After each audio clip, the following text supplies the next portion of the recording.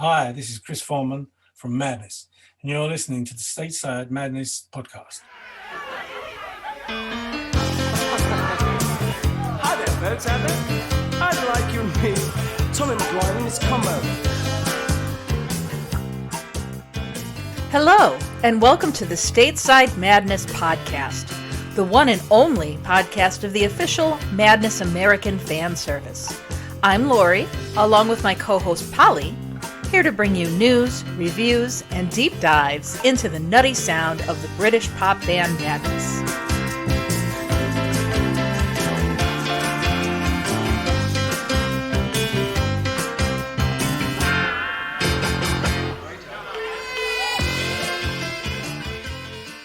Hi, everybody. Welcome back to Stateside Madness, the podcast by American Madness fans for American fans. This is Lori. And this is Polly. So we have two special treats for you today. The first is we have a special guest in our studio, Hector Walker. Hector worked with Madness from 1981 till about 1986 or so, and he's going to share some stories with us. We also were able to dig into the Madness Information Service archives. Now, as you might or might not know, Stateside Madness is an American offshoot of MIS. And MIS allowed us to dig into their archives to find some old concert footage from around this time period. So we'll be listening to some songs from the band live during this time period that Hector's going to talk about. Hector, I should have asked you, Hector, your title, were you the tour manager of the band, or what was your title when you were with the band? Okay, I don't know whether I even had a job title, but basically, I wasn't the tour manager. I used to help out the tour manager. Somebody once said I was the gopher, which means you kind of go for this, go for that. And on the road, particularly, one of the main jobs was kind of looking after the band's wardrobe. And I then got involved in looking after, kind of costumes and stuff for all the videos and TV shows, etc. Yeah. Okay. Yes. And you have a familial connection to the band as well. I do. So yeah, so the reason I got a job was that my cousin was the lead singer. So Suggs and I are first cousins. Okay. So we want to talk a little bit, obviously, about your days with the band, your days with Madness, but then we also want to talk about what you've been doing since then. And I understand that you've been working on a book, and I'm very curious to hear about that as well. So we'll just kind of take this as it goes. So Polly, do you want to start with a question or? Sure. So let's move on. I guess what we want to do is have you talk a little bit about the time period between October, 1981 to 1985 or 86 or so. In the very general things. What was it like being a young man associated with the act? What was the atmosphere like? Hijinks, anything like that? Okay. Yeah. So I was a young man in those days. So I was 17, I think I was, when I started working for the band. And yeah, as you say, October 1981, they had just released their third album, which was, you're going to test my knowledge now. I think it was 7. Was that right? Yeah. Okay. So they just released 7, and they were just about to start their UK tour promoting that album. So that's how I started. So I was brought up in West Wales. I don't know what your geography is like, but it's a very rural community. And I visited London a few times, but then almost kind of overnight, I was transported from rural West Wales, didn't do very well at school, into living in London, which was completely unfamiliar, and then working with this kind of really famous band. And it was just a massive culture shock, really, was one of the things. I mean, for example, my auntie, Suggs' mum, I lived with her, and I used to be late for work most days because I didn't even know what bus to get on or what tube train to ride to get to the rehearsal room. And I just kind of pitched up, and then people would tell me what I might have to do, or they'd ask me to run out and make tea or whatever. But actually, what one of my main memories from that little period at the end of 1981.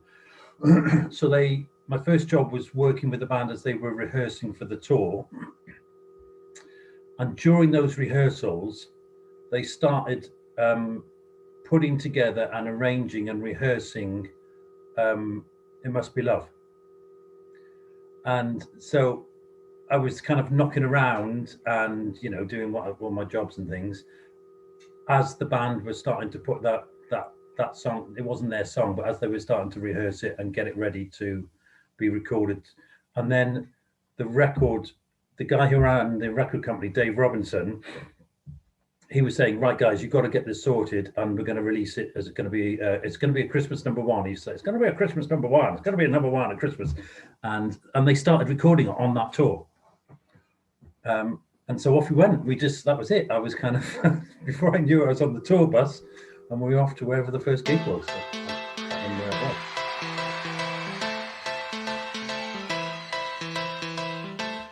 I never thought I'd miss you half as much as I do.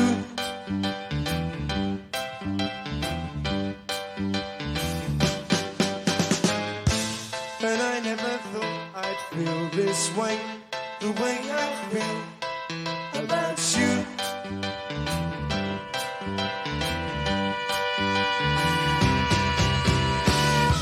As soon as I wake up, every night, every day, I know that it's you I need to take the blues away. It must be love, love, love. It must be love, love, love. Nothing more, nothing less. Love is the best. How can it be that we can say so much without words?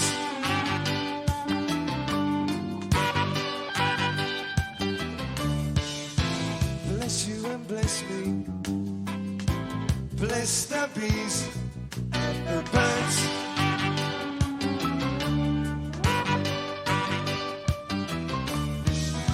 I've got to be near you every night, every day. I couldn't be happy any other way. It must be love, love, love. It must be love, love, love. Nothing more, nothing less. Love is the best.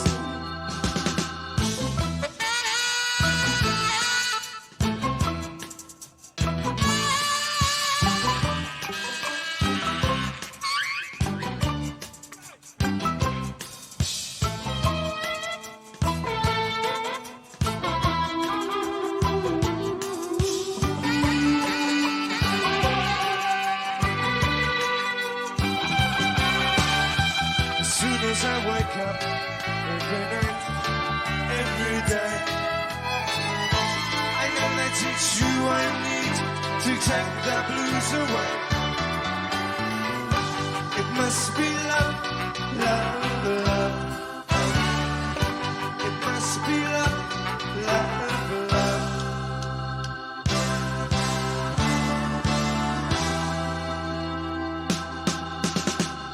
It must be love.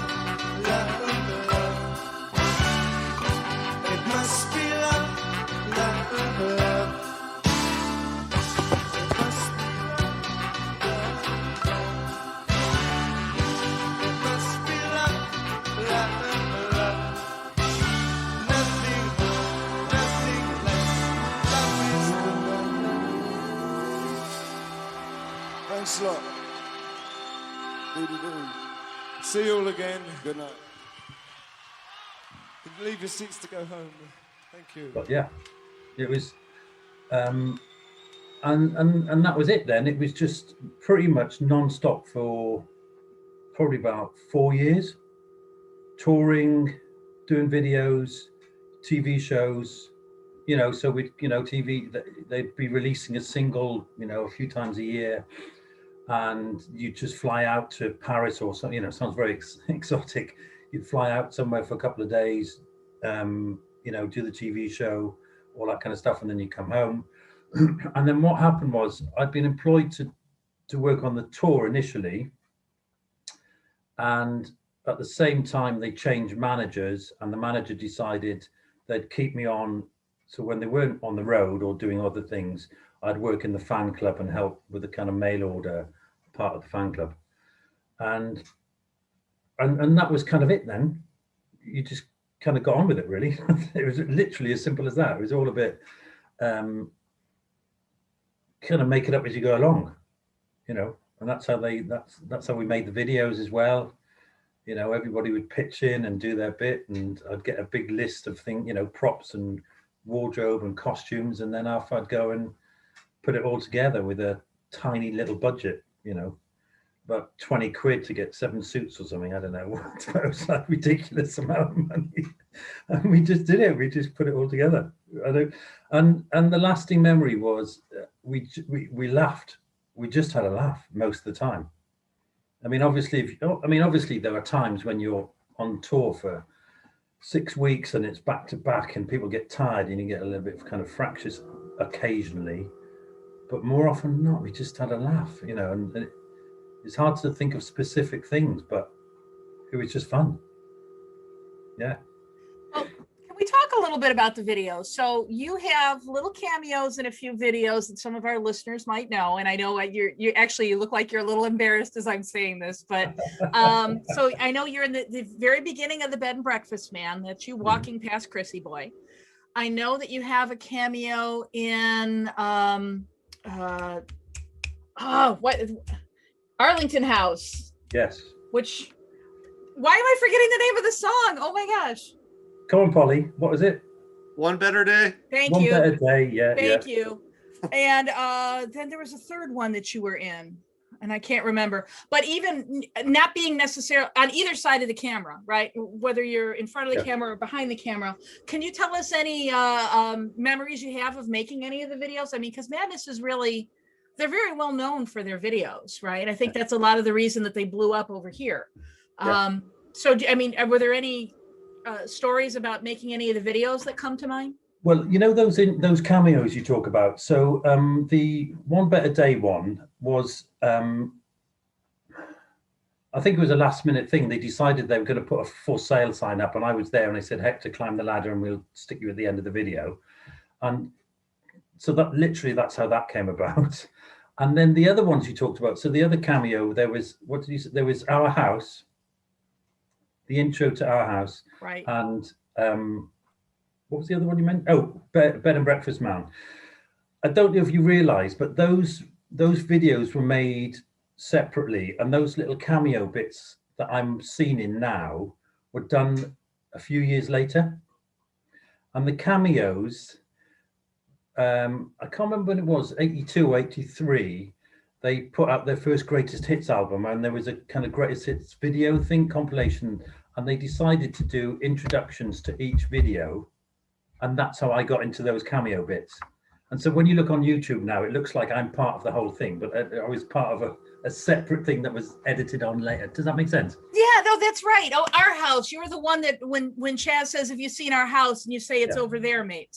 Yeah, that's you. That's Yes. Okay. But so you were also helping though with the production of the videos, like you mentioned, you know, getting costumes and stuff like that. Any stories that you can share about, you know, the making of the videos or anything? Well, oh God, I'll try off the top of my head. I mean, the other thing is, I mean, I will brag, because I did a couple of TV show cameos as well. I don't know if you knew about that. Actually, yeah, we dug those up. There was one you were taking the place of, I think, Mike Barson on keyboard. Twice I took the place of Mike. Yeah. So okay. I think it might have been it was probably after Mike had left. And so they were booked to do a TV show in Germany, and it was mimed. And so it was like, right, okay, Mike and I are both about 6'3", 6'4", right? You're about the right size. His suit will fit you. Stick it on you go. And that was the German one. And then another one, which I've never seen a copy of, was they were also booked to do a TV show in Poland, in Warsaw. And so I stood in for Mike for that one. But when we were there, it was around the time of Solidarity movement. Do you remember that? When all that kind of stuff was going on? And so we arrived, and the record company said, right, gave them a load of money, which was cash, Polish money, which was zlotys, and you couldn't even take it back to the UK to get it changed into UK currency. So it was a bit, and there was nothing to buy there. All the shops were empty. It was kind of Eastern Bloc. So we arranged through the translator to get the money over to the Solidarity movement.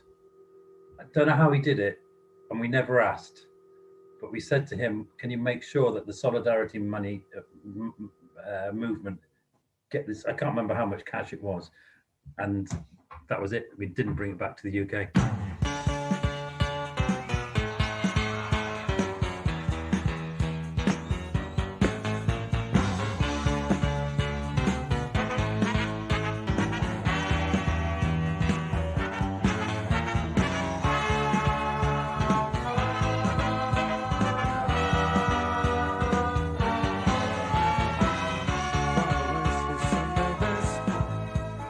By this time she needs a rest. The kids are playing up downstairs. Sister's running in her sleep. Brother's got to die to keep it on. Our house in the middle of our streets. Our house in the middle of our house. It has a crowd. There's always something happening, and it's usually quite narrow. How much is so gonna spend? So down and the missus not allowed.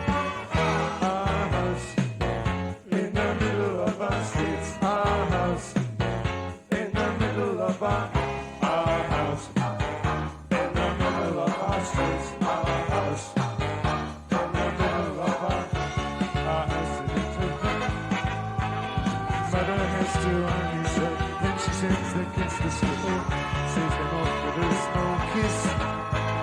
She's the one that got to syrups and waves.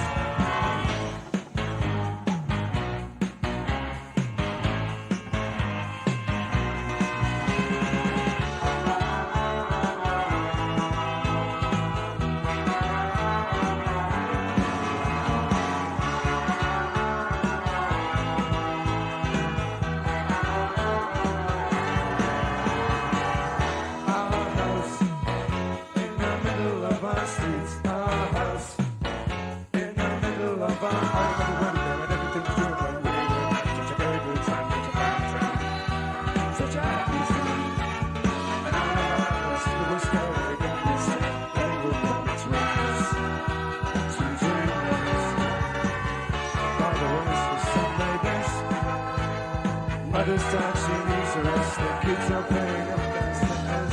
Sister's running in her sleep. Brother's got to bed to keep it going. Our house in the middle of our streets. Our house in the middle of our house in the middle of our streets. Our house in the middle of our house. What's our muscle without you? Our house in the middle of our house. And that was where we used to sleep. Our house in the middle of our street. Thank you very much. You were on the scene right before Madness started to blow up over here in the United States, because it was like 82 is when they really started to hit over here. What was that like, being involved with the band, being, an observer and all this, when all of a sudden this international fame started to hit? Did that change things for everybody over there? I don't know whether it did change things noticeably at the time. I think it was in the, there was a lot of excitement. There was a lot of excitement kind of around management. There was a lot of excitement, I think, around the band and around the management, because, management had worked really hard to get that deal. And then our house kind of just took off, and it was like, was it top 10 over there? It did like, really well. Yeah. Yeah. But I think for me, it was just in the context of, oh, right, we're going on another tour. Great. Where are we going this time, kind of thing. And it was, oh, I've not been to America. How exciting. And it was really, you know, I do remember actually, because I was probably about 18, 19 then, the first stop was New York. So we flew into New York and we landed, and it was early morning, and we were driving into sort of downtown New York, and I was just blown away by the kind of vastness of the place and the busyness. And then, of course, you drive around the corner and there's a couple of guys kind of break dancing on the sidewalk and stuff. And it was just like, oh my God, this is proper America. This is really is kind of New York coming from North London. Yeah, and it was, and that, so that kind of blow up, if you like, we did quite a long tour of America. Was that 82, 83? Yeah, that sounds about right. Yeah, I was there.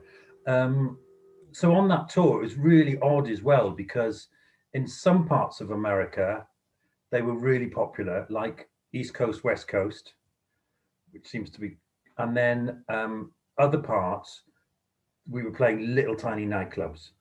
And they took this massive production with all 7 members of the band, a string section, a trumpet player, and all the crew. So some nights we were on like big theaters, like we were in Chicago, or supporting the Police in a stadium. And then the next night we'd be in this tiny club where everybody was like kind of shoulder to shoulder, kind of. But we just kind of got on with it. This is an older one, it's called Beat to Pete. Don't even know Policeman.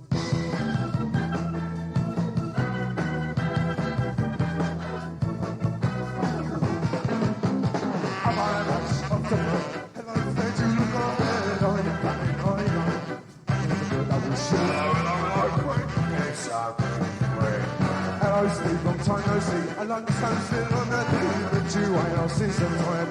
You see good like I'll cry, you don't shy. Follow me, quick, and sign that big one. Run downtown the mood, the street, the mood, cause I'm singing everything sweet. Drink, cause I'm on a big beach and I touch a melody. I teach both sides of my lady first thing, just find that thing. Big in the band, one thing, I need drink cause I'm on a big beach.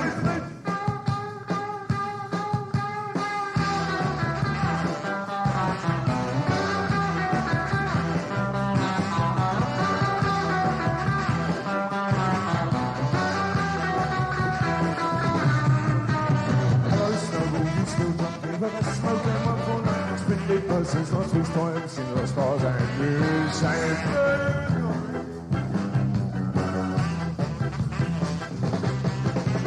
on a big thing, precise 10 feet wide, up and downtown for me, the street, the views, I'm singing everything sweet for me, the street, cause I'm on a big thing, touching the roots, I teach my team, and the lady first takes this fight, I think, singing the band, one big band, taking the big drink, cause I'm on a big thing. Hello, back big down here. What's the wait for a single person? Is it good? Is it sad? You look unhappy, it must be bad. Hello mate, been a busy day. All work and no time for practice. The lips, the light, the toes, the toes. Good luck to you, come right mate. Skibbity-doo-la-la. On the beat, the size 10 feet wide. Run downtown the middle of the street. The dudes still singing everything. Sleep for me in the street, cause I'm on a big beat. Nothing to lose, I take myself out. I think this fine, I think. What goes that now?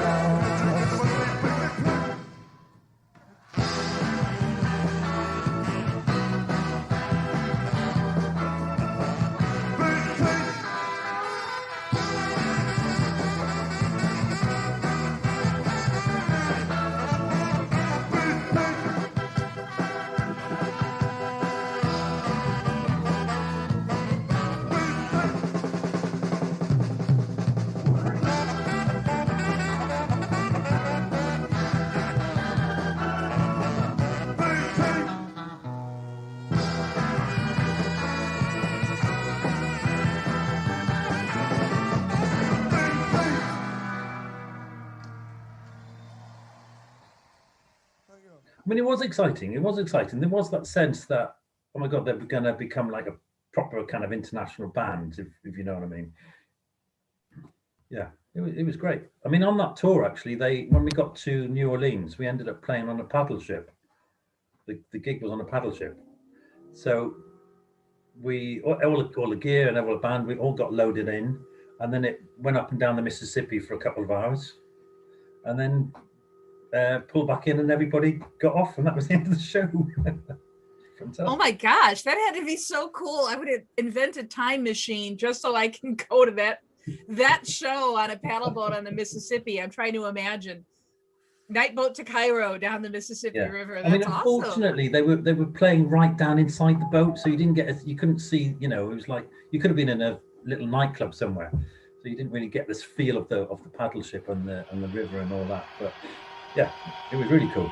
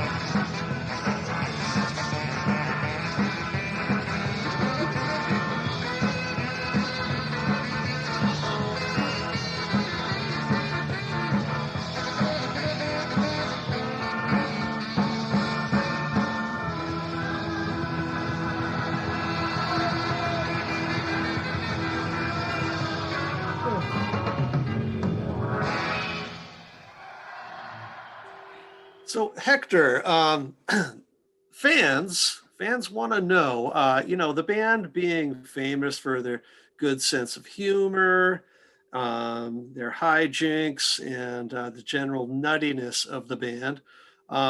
You got to have a road story where they got into some sort of mischief. Anything coming to mind?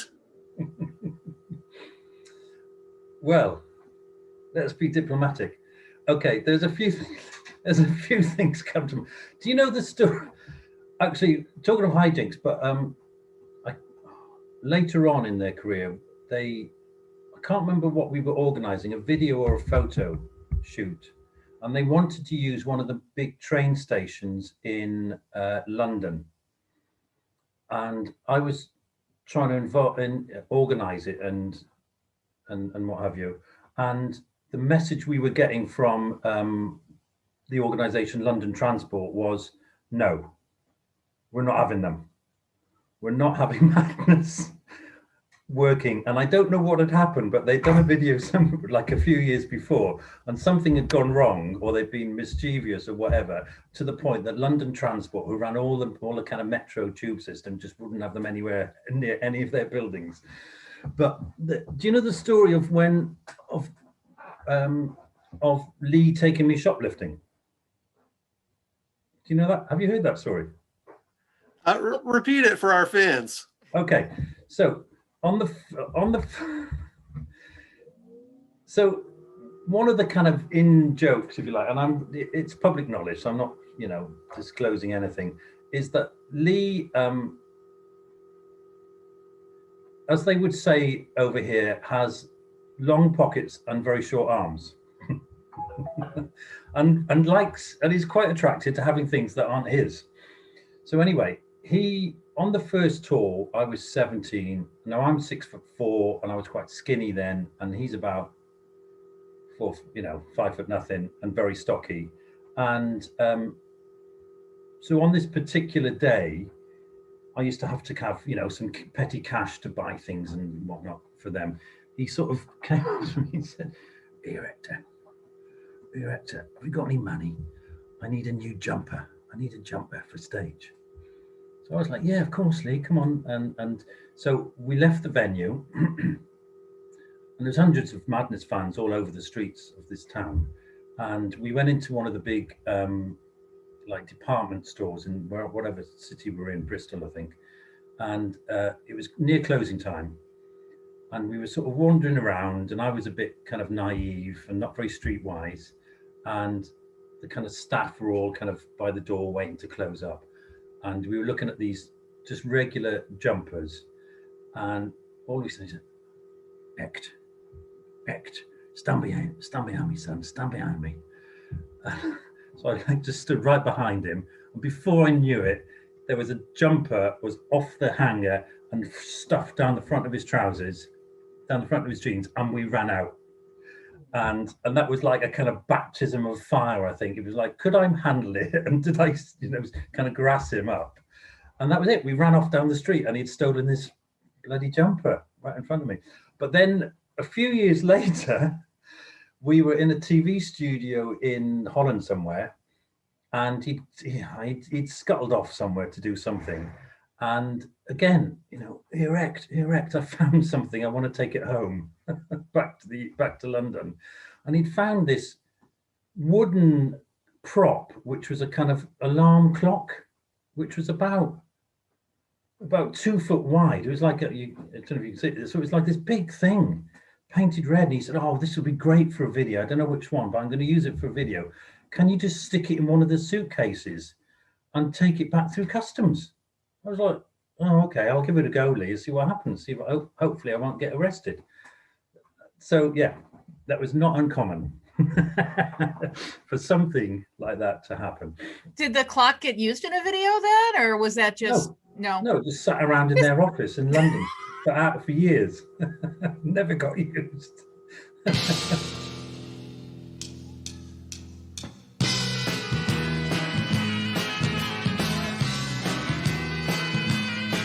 I'll tell you why I didn't do it, 'cause I wasn't there. Don't blame me, it just isn't fair. You listen to their side, now listen to mine. I think of a story, sure you'll find me sometime.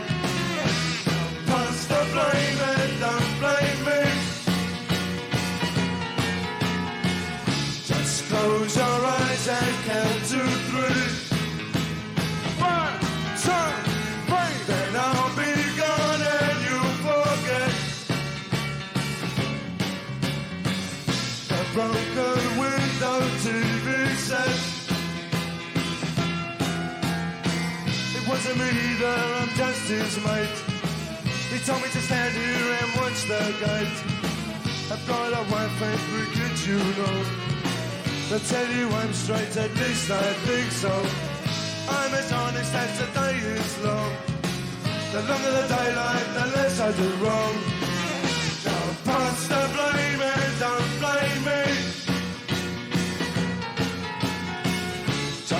close your eyes and count to 3.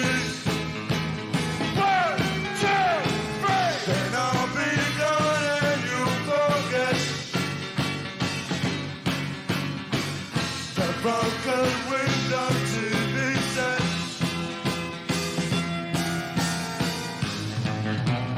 Hey, ha, hey, ha, ha.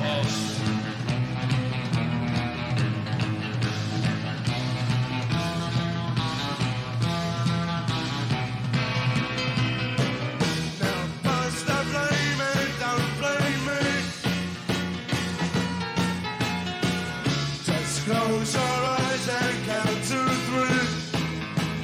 1, 2, 3. Then I'll be gone and you'll forget the broken window TV set.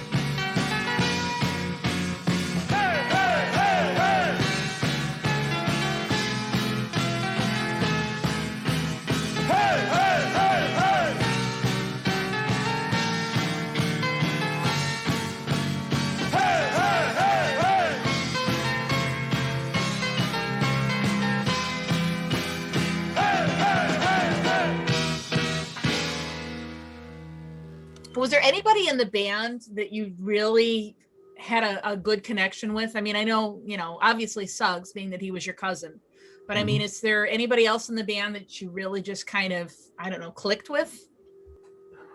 The thing to kind of, I suppose, putting it into a context, this is the long answer, into a context that actually, like when you're kind of, it's probably the same with all bands, but like you're traveling with Madness and you're in this little sort of bubble. You're in your sort of tour bubble. I think, it's not, maybe it's a bit of a rock and roll cliche, where it's, the band and their crew. So with Madness, it was like, that kind of huddle was, the 7 members of the band, myself, the manager, the tour manager, their sound engineer, Ian, who worked with them for like 30 years, and a couple of the roadies. So Tokes and Chalky, have you heard those names? I didn't work with Chalky, but Tokes I worked quite a lot with. So there was quite a big kind of gang, if you like, and a proper entourage, yeah. And we all got on really well, most of the time. So in answer to your question, I don't know whether I clicked with anyone's in particular. Kind of on tour, I probably, in the social bit of touring, shall we say, I probably spent more time with Suggs and Carl and Chris and Lee, I guess. But that's not because of any particular reason. I think that was just the way it was. Do you know what I mean? And so now I'm still in touch with Suggs and with Carl as well, Chaz. So Chaz was always Carl. We all call him by his Christian name.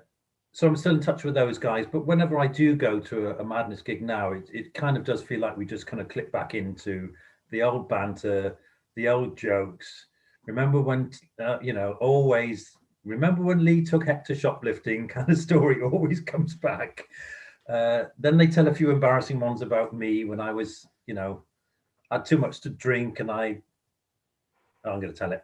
No, let's hear that. No, yeah. Now you have to spill now. I started. Okay. So there was in a hotel in Florida when I had too many drinks late one night and I decided I was going to go for a swim in the pool.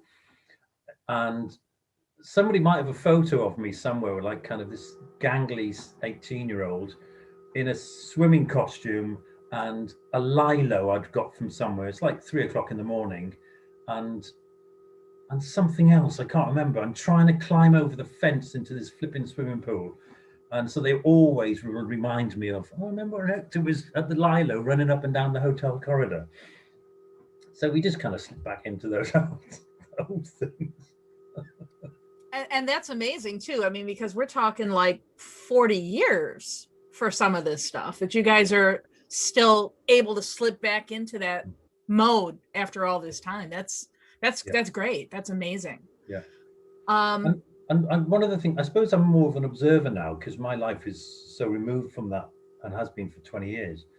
But when on those occasions when I do go and see them and we're kind of back in the dressing room again, it does feel like we could be back 30 years. You know, the banter's the same, you know, the jokes are pretty much the same in many ways. You know, the organization is very different. It's a lot more professional now. I think the music business is, but it is a bit like being transported back 30 years. You know, everybody takes the mickey out of each other and all that kind of stuff. School baggy trousers.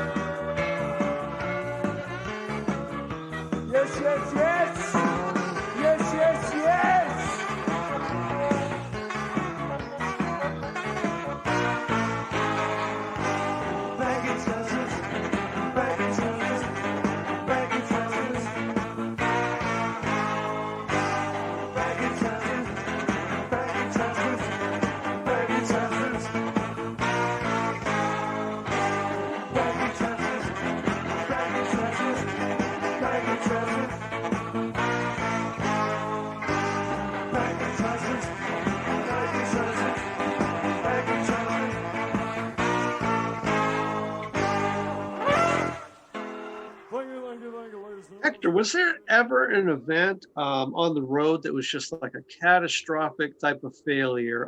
Equipment went missing, or a travel delay that you couldn't make a show? There was a bomb scare. There was a bomb. That was the first thing that came to mind, actually. Again, on that the first tour I did. So that was 81. And still in those days, the IRA were very active, and you know, living in London, it was not uncommon for you to, you know, for them to be a bomb scare in central London. You have to leave where you are. The roads were cordoned off, so that was quite a live kind of thing going on in those days, you know. And on that first tour, they played a little tiny venue somewhere, really small venue, and the support band were on, and they came off, and then all of a sudden, somebody appeared and said, "There's a bomb scare. The IRA have done a bomb, you know, and there's a coded system for them they used to do," and we all had to evacuate the building. And this venue was like in the middle of nowhere. It was like a kind of tiny little club somewhere, and there was no reason I could think of why they'd want to blow it up. But it was really serious, so we all had to pile out, and all sort of, all the, like a few thousand fans and the band and all the crew had to go and pile out into the car park in the rain. And then, the police came, and then it was all fine. And actually, they did manage to do the show. But I've got a vague memory that in Australia somewhere, that a lorry broke down. This memory is quite vague. I'm sorry, Polly. And we had to cancel a show. But more, I don't remember them ever, apart from that one time, ever not doing a show that I can remember. It always happened somehow or other. It always happened. Yeah, I mean, there were, like there was a bomb scare. Equipment failed. The whole PA failed once somewhere in Florida, and in the middle of the chaos, one of the kind of road crew broke his leg because he fell off the side of the stage trying to fix something. But the show went back on, and it just did. Rarely would it happen that we didn't do what we were supposed to be doing. I mean, in terms of kind of timing, one of my many jobs was to kind of get the band on the bus or plane or whatever on time. And notoriously, some of the guys would not get up, and you would have to get the master key from the hotel manager, pack their luggage, put it onto the bus for them, practically shoulder them over on your back to get them off on time. And there was one occasion where one of the band didn't get up, and we had a flight home back to the UK, and we left him there. We left him in New York. And you're not going to tell us who that is, huh? I don't know whether to or not. All right, I respect that. Anyway, so yeah, we made this. The decision was, all the band, everybody else had got on the bus and they'd gone off to the airport and they were checking in, we assumed, and then him and I were there, and we just couldn't get him out of bed, and it was like, either we stay and get Carl out of bed, or we're going to miss the flight ourselves. So we went home. I think you might have given it away there. How did he get home then? He got a late flight. No, I mean, we didn't completely abandon him, arrangements were made, Okay. We left him $5 in reception to kind of get a cup of tea.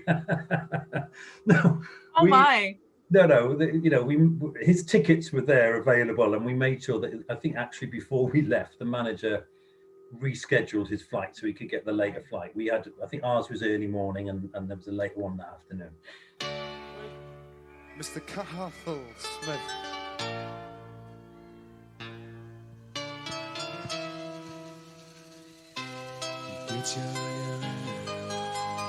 My name is Michael Caine.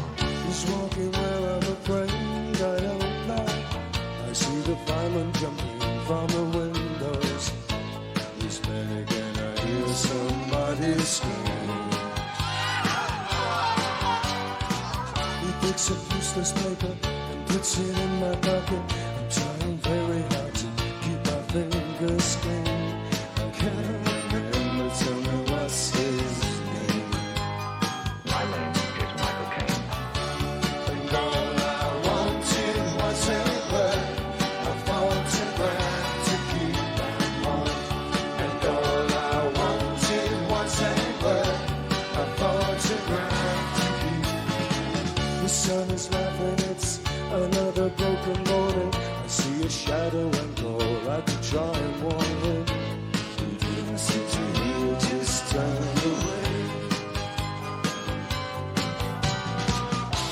The quiet fellow follows, points his finger straight at you. He had to sacrifice his progress. Go away.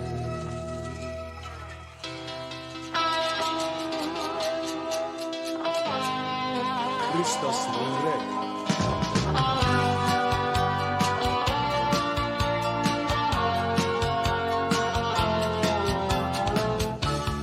All I wanted was a word,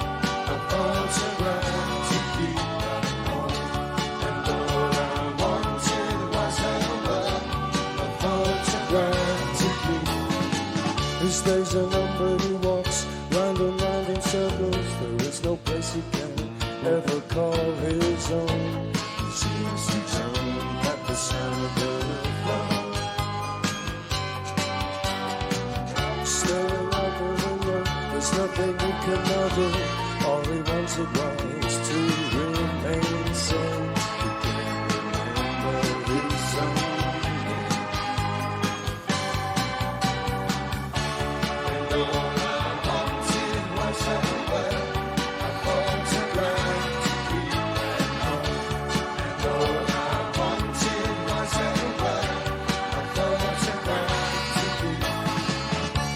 And all I wanted was a photograph to keep at home. And all I wanted was a photograph to keep. And all I wanted was a photograph to keep at home. And all I wanted was a photograph to keep. And all I wanted was a photograph. And all I wanted was a photograph to keep.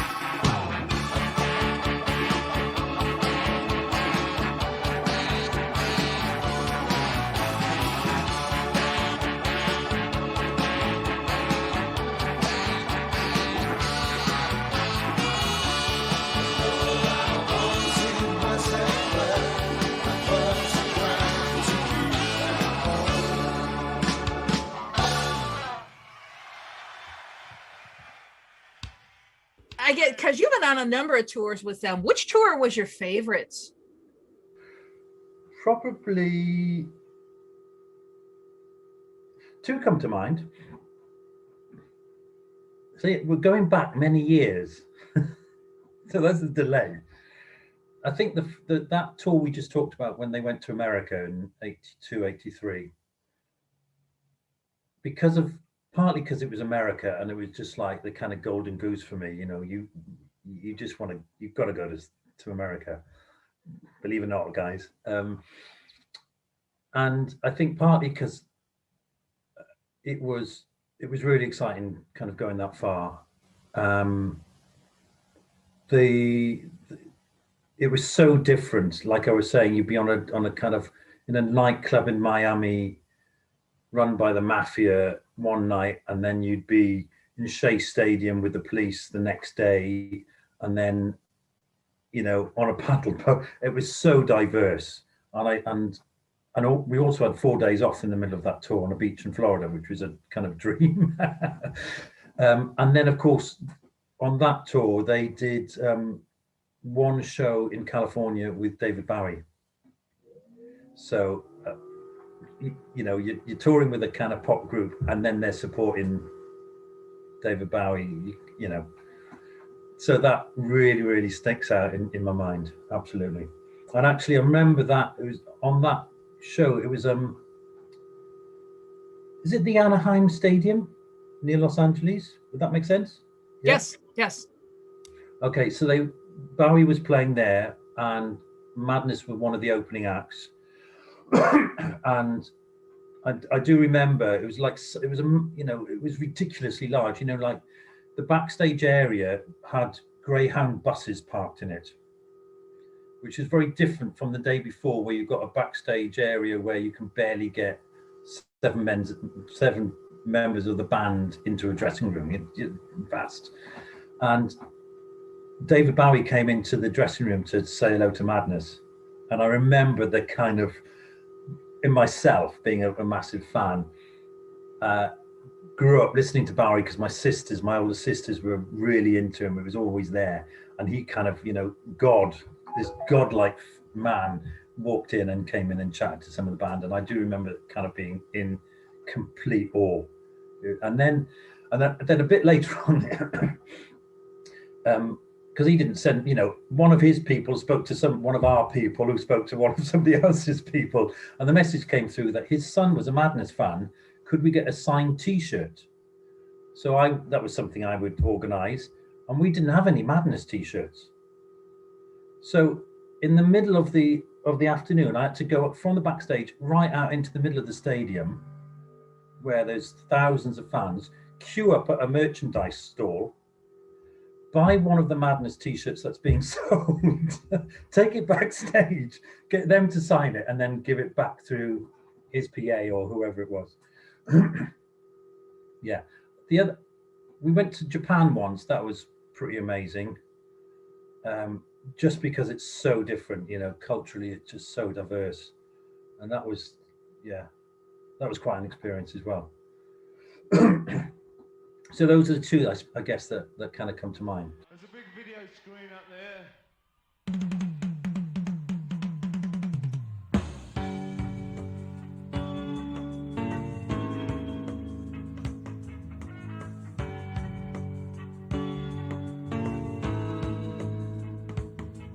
When I get home, it's late at night. I'm black and bloody from my life. I haven't time to clean my hand. Cuts will only sting me through my dreams.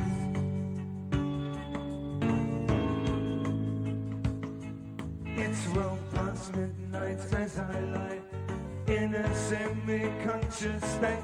I dream of people fighting me without any reason I can see.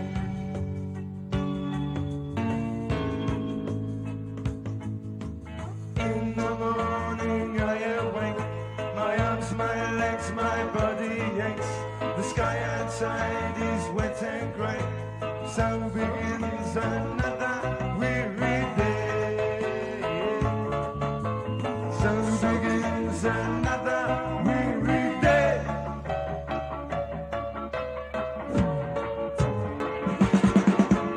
After eating I go out, people passing by me shout, I can't stand this agony. Why don't they talk to me?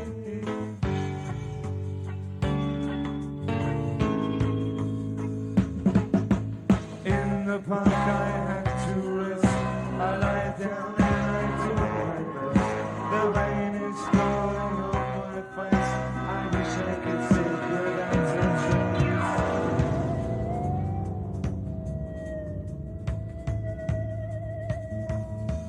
In the morning I awake, my arms, my legs, my body aches. The sky outside is wet and grey, so begins another weary day. So begins another weary day.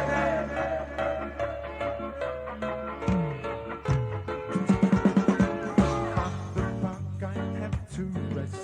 I lie down and I do my best. The rain is falling on my face. I wish I could sink without a trace.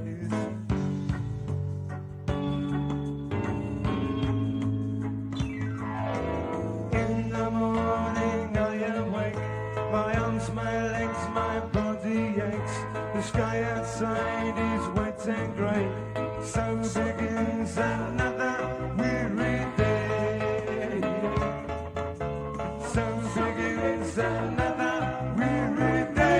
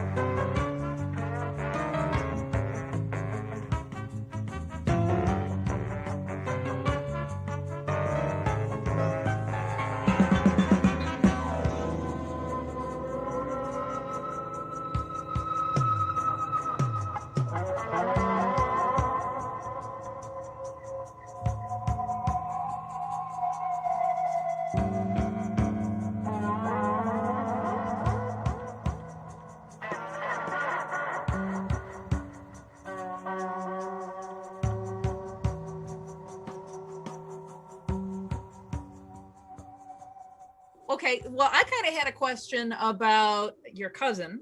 Okay. I've just always wondered, you know, Graham, when he came home and started telling people, call me Suggs, what was the family's reaction? I'm just curious.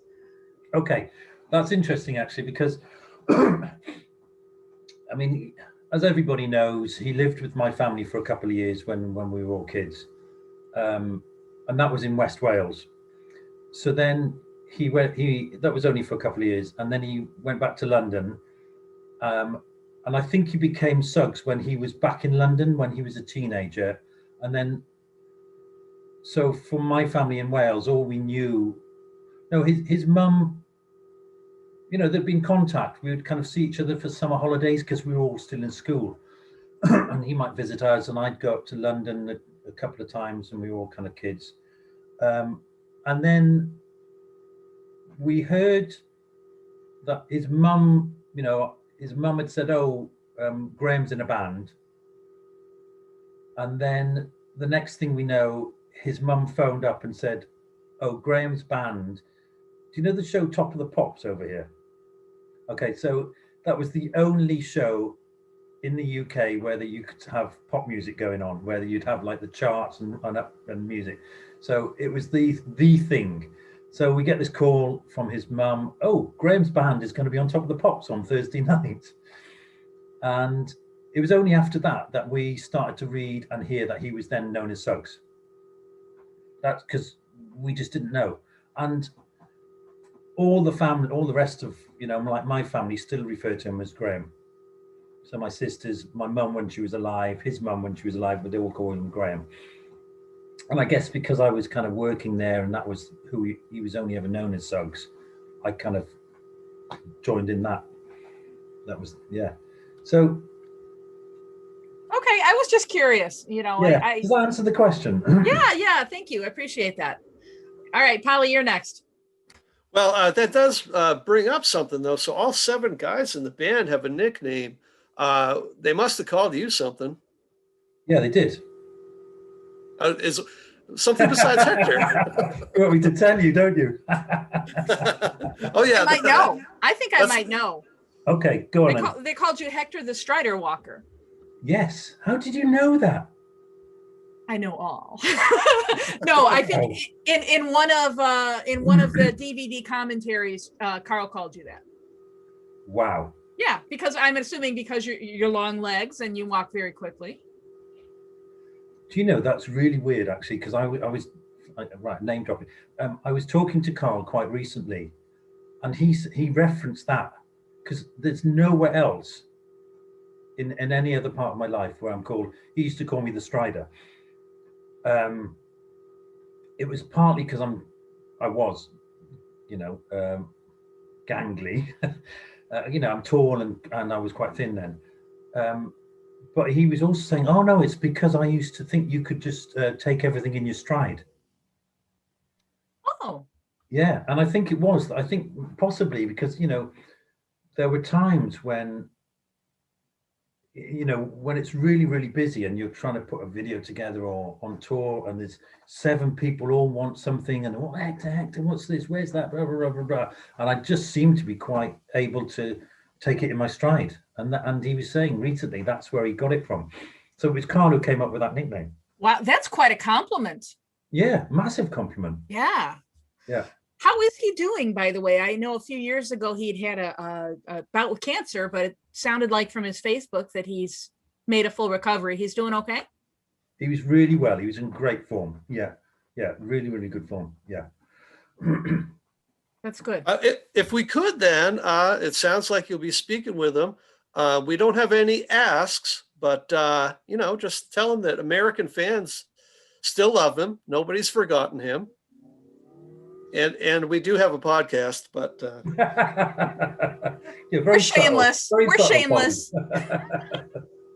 So I guess then, why did you ultimately move on?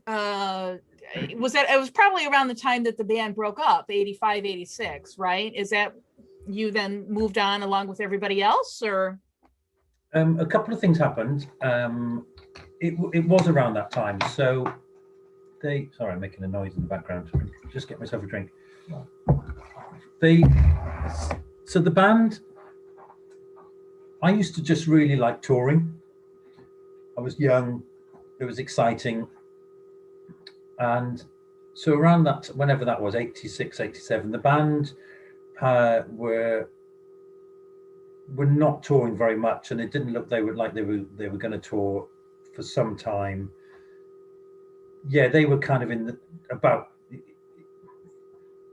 how can I put it? It was not long before they split up, shall we say.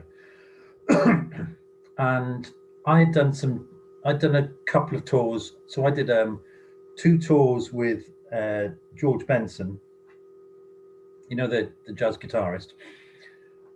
I had a job title for that. On the tour program, it says Mr. Benson's valet, Hector Walker. So you at least had a title then. Yeah, I had a proper job title. So I was like so I was the gentleman's gentleman for George Benson. So I did 2 tours around Europe, and then I did some roading for a band called the Passion Puppets, who were on Stiff Records. And then Madness weren't doing much work. I didn't get any other kind of touring work, I think I just got itchy feet. I was just restless, and I wanted more adventure, and they weren't really doing much. And I was kind of doing a lot of work in their office, and I had a friend who had done a lot of traveling when they were younger, and he'd been to India a lot, and it was almost a kind of on a whim said, that's it, I'm off to India. And within a month I was on a plane and went off to India. And that's right. I think in that process, in the kind of 6 or 8 months leading up to that, I think Madness had split up. That's right, because I worked on their last video for Ghost Train, and lots of stuff was going on. So there wasn't much kind of work for me, and I had some savings, and I thought, and that was it, I'm going. So I literally had a backpack, and I flew out to India. And yeah, there was no kind of major kind of trauma. It was just like, right, okay, my next adventure is this. That's finished, and I'm off going to do something else. Yeah. That's fantastic. That's both, a little adventurous, but kind of brave as well. So fill folks in on what's been happening between that break in India and where you are now. Yeah, I went to India whenever that was, 1987, and I traveled for a year. So I did India, Nepal, and then I came back to Europe, and I kind of hitchhiked and around Greece and Holland and Germany, and just kind of bummed around really. I slept rough occasionally, slept on the beach some of the time, did kind of whatever jobs I could, where earning a few kind of quid in hotels or whatever. So I did that for a year, and then I came back to the UK. And is my cat making you laugh? I'm trying to be serious, man. So sorry, I have a crazy cat lady. No, because I'm doing loads of kind of Zoom stuff, so on Microsoft Teams meetings. So I'm like in a kind of professional meeting, and the cat appears, and then sometimes I'm talking to patients because I'm working from home a lot, and again the cat appears, and I'm trying to be really kind of professional, empathic, and all that, and the bloody cat is going.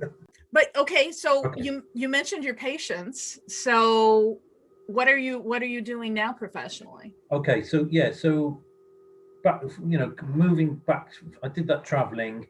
I came back to the UK. I didn't have any money. I didn't have anywhere to live, and I came back to where I'm living now, which is an area called Pembrokeshire in southwest Wales, which is rural, coastal kind of community. And I did various jobs. I literally, that kind of survival, I'd had no qualifications. I'd worked for Madness, kind of, so what, in a way. And I did various jobs. And then I had this kind of, I was working in a hotel, and I literally had a eureka moment. I was reading kind of books about psychology and things like that. And I had a eureka moment. I think I want to help people, and I think I want to be a psychologist. And that was about 25 years ago. So then I had to, I'd left school with no qualifications. I'd joined the circus, as we've just been talking about, and ran away. And so I had to go back into education. And so I did my first degree in psychology. And then I did my master's in counselling psychology. And then I had to do some further professional qualifications on top of that. And so then I was qualified as a counselling psychologist. And I've been working in kind of like mental health services, predominantly as a therapist, for over 20 years now. Wow. Yeah. Wow, that's great. I mean, just all the people that you must have helped. So then let me ask you a question professionally. Okay. I know you've only just met me and Polly, but what is Polly's hang up with harmonica? Why does he not like harmonica? What psychologically do you think is going on there? I can tell you. Okay. I can tell you. I think because he's very wise and he's very tasteful, because it's a very irritating and squeaky instrument. How about that? He's right, there's no disputing that.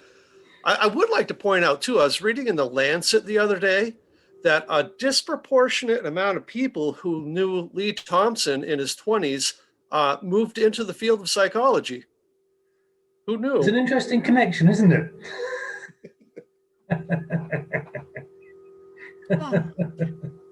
Okay. Or ended up seeing a psychologist, one or the other. This is one you might know a little bit better.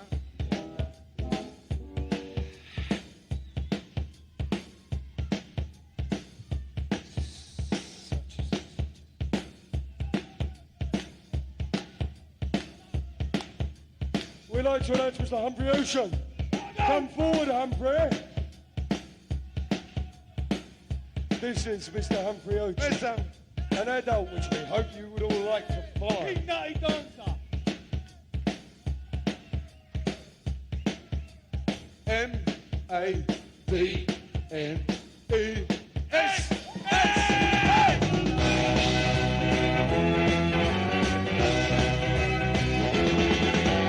Madness, madness, we call it madness. Madness, madness, we call it madness. It's plain to see that is what they to me. Madness, madness, I call it madness. Madness, madness, we call it madness. Swing it about our brain. Madness, madness, I call it madness. And the battles takes win, and then someone is losing their way. Madness, madness, I call it madness. Someone swing it on!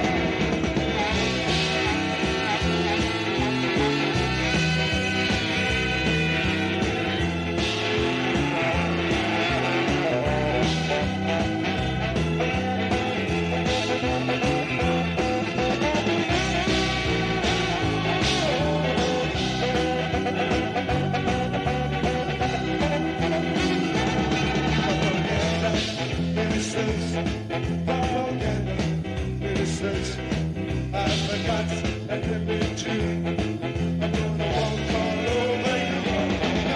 It's madness, madness, we call it madness. But if this is madness, then I know I'm going back. So you're the fun, proper, those young bits of love. And you won't be the one who's on the side. Oh, I won't be the one who's on the side. I'm gonna be the one.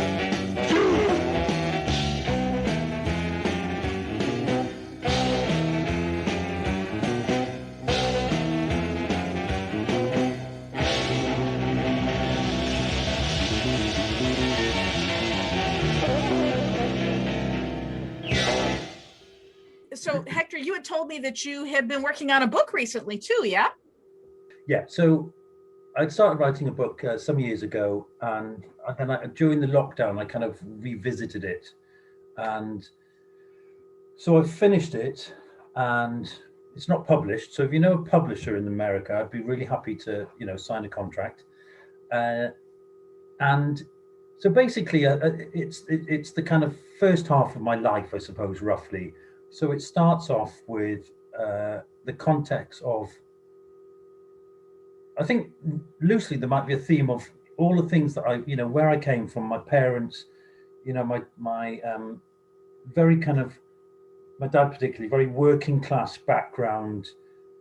My grandfather worked on the docks in Liverpool, and there's loads of stories about that kind of attitude to authority and life. And, have we got time? There's one of my favorite stories that two stories my dad told me about the kind of docks, with the shipbuilders in Liverpool from the 1940s, 50s probably.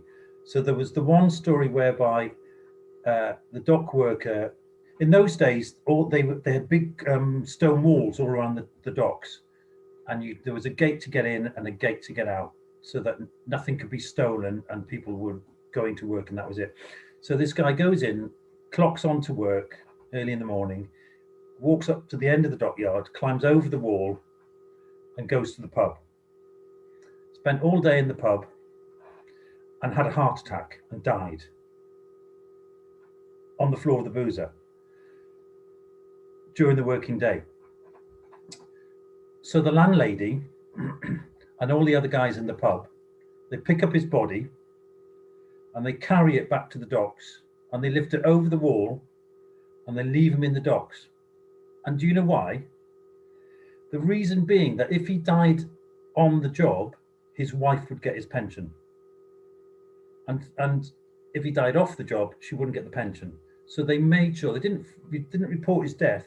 They made sure his wife and children would have money for the rest of their lives. There's something about that kind of powerful survival instinct that you do the most bizarre things just to make sure that happens. So I kind of really like that. And then another story he told me was that when he was a kid, they used to go down to the docks, they've just been, little naughty boys. And apparently on another part of the docks, there was a row, there would be toilets for the dock men to go to the toilet. And there'd be rows of kind of toilets, for the men to sit on. And there were no doors left on them, because all the doors had been stolen for firewood when people run out of money and stuff. So the guys would be sitting on the toilet. Is this okay for this prime time viewing? So the guys would be sat on the toilet, reading the paper, smoking a fag, having a shit, and everybody could see them. And there was no flushing toilets. It was just a little stream that went underneath the toilet and just flushed everything away, probably into the sea. And my dad and his friends used to get balled up newspaper, quite a tight ball, and then they'd go to the end of the stream and put the newspaper on fire, and it would float down. And the guys sitting having their shift, a piece of burning paper would go under them, and they'd be like, for fuck's sake, and they would get burnt asses. One of my dad's favourite stories there. So anyway, it kind of it's very anecdotal. So there's loads of those kind of anecdotes in the story, and it starts from that kind of beginning, and then we move to rural Wales, and then my disillusionment with life in the countryside, and my escape, which I was incredibly lucky to have the most amazing escape route, which was my cousin was in a pop group and I went to work for them for 6 years or whatever it was. And so it's then tales of those adventures traveling with Madness and all the other stuff that we kind of got up to in London. And I was in a skiffle band in London called the Skiff Scats. Have you heard? Yeah, you know. So all that kind of stuff going on. And then it's my travels in India and Nepal and all around Europe. And then just kind of and then I spent quite a lot of time. I spent several months in the south of France selling ice creams at one point. So it's all those kind of travels, and how eventually all of that kind of somehow led to this. Like I said earlier, I was literally working in a hotel, having done all that adventuring, washing dishes, and I had this eureka moment. I think I'm going to be a psychologist. So that's basically the story, and then how I kind of, did my studies and kind of started working. Yeah.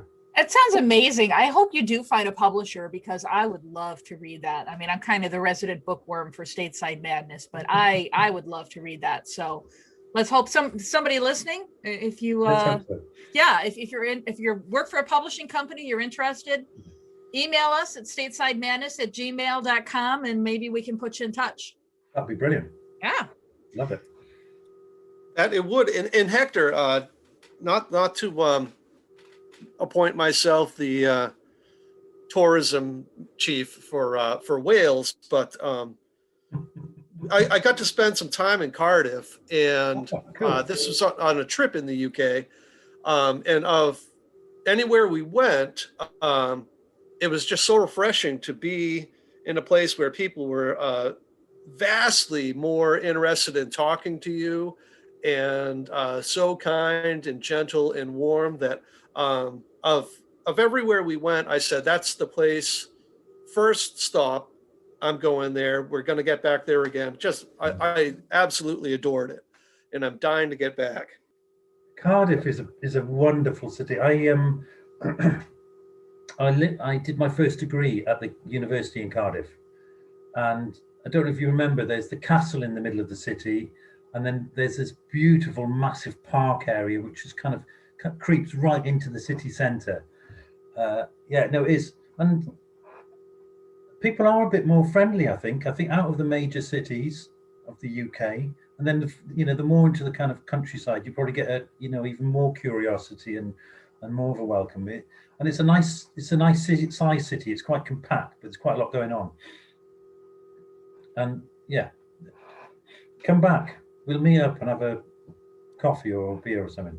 We should, maybe for the House of Fun Weekender. If I make it over there in November, I'll make it a point to go there. Have you been to any of those before? No, and of course, this being the last one, I'm trying desperately to get there. Mm-hmm. We'll see what this uncertain time brings us. Yeah, because I've not been to any of those. So, I mean, because of where I live, I'm like 200 miles from Cardiff is the nearest city. So whenever they play Cardiff, I always go up, and I've taken my kids there, and all that kind of stuff, and the children's friends and etc. And I've never done one of those weekenders, and I'm thinking maybe I should see if I can go. As you say, it's the last one, isn't it, in November? Last chance. Mm-hmm. Last chance to do. All right. Well, it kind of feels like we're coming to a natural end to this discussion, and it's been so cool. We really appreciate, Hector, you taking time out to speak with us. And Polly and I kind of have a tradition where we usually end the episode. We play out a song, and Polly and I hadn't really talked about what song we're going to end this episode with. If you had to pick one song, Hector, probably I would assume a Madness song, since it's a Madness podcast, for us to end the episode with, what song would you recommend that we end it with? Oh God, yeah. It's got to be a Madness song, hasn't it? Let's go. Let's stick with that. Because I noticed on your list of questions, it was like, "What do you have a favorite song?" And it's like, oh my gosh. Do you know? I always used to like My Girl being done live. There's something about it when they play live and they're on form, and it's really, really tight. It's something really, really powerful about that song. Oh gosh, what are we going to go for? I think we might be able to find a live version of My Girl. Oh, that'd be wicked. Yeah. Oh, there are live recordings being released. Yeah. So cool. And all it right. kind of reminds me of being on tour and stuff. Good memories. Yeah. All right. Well, Hector, thank you so much. This has been really great. Our listeners are going to love this. So Okay. thank you for taking time. I know that you're very busy. Been an absolute pleasure. Nice Well, to thank meet you. No, I Thank really you. enjoyed it, actually. It's great. Oh, good. All right. So that brings this episode of Stateside Madness to an end. Thank you again to Hector Walker for being very generous with your time and with your stories. We loved hearing about your time with the band. Good luck with your book. So we're going to end then, as Hector had chosen. This is going to be a live version of My Girl. So 2 weeks from now, guys, tune in. We're going to be doing an episode about Madstock, the legendary concert 1992 that brought the boys back together. And on that note, goodbye from me. And goodbye for me. Go get a beer, Stateside Madness.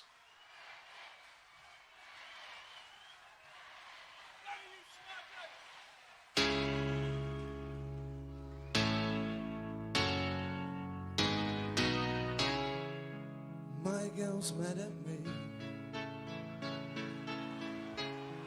I didn't want to see the film tonight.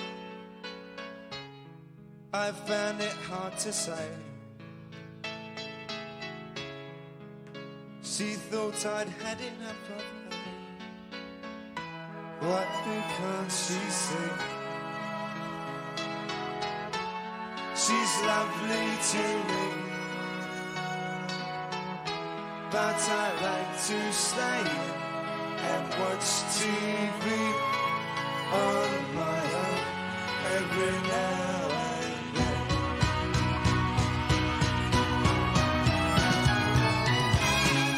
My girl's mad at me. Been on the telephone for an hour. We hardly said a word. I tried and tried, but I could not be heard. What can I explain? Why do I feel this pain? 'Cause everything I say, she doesn't understand. She doesn't realize. She takes it all the wrong way.